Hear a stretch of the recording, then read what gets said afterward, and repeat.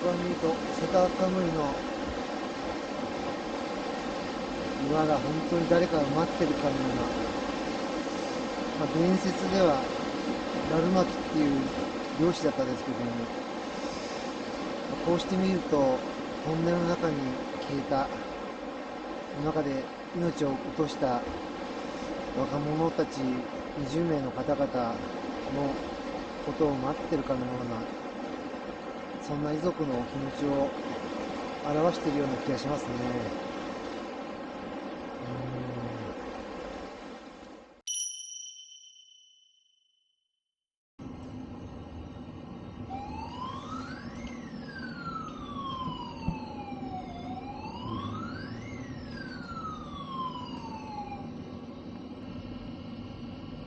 道路管理事務所に連絡が行って警察にも通報されて、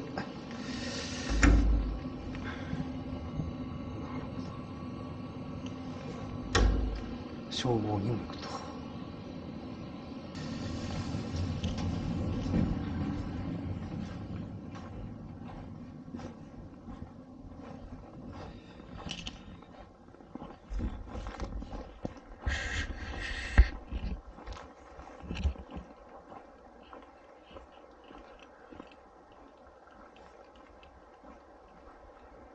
今日は僕しかいないんですけどね。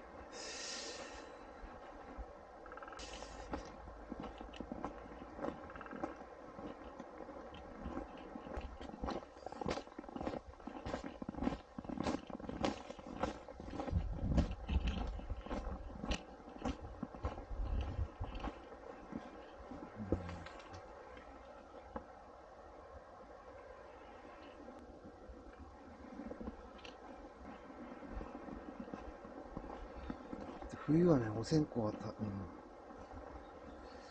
差し上げることできないんですよね。2月10日、午前8時10分か。今ちょうど8時過ぎたところなんですけど、身が引き締まることがしますね。路線バスと乗用車の方1台ずつ20名の尊い命が失われるという大事故が起きたと。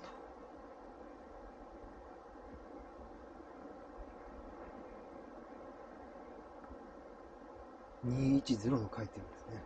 ご遺族の方。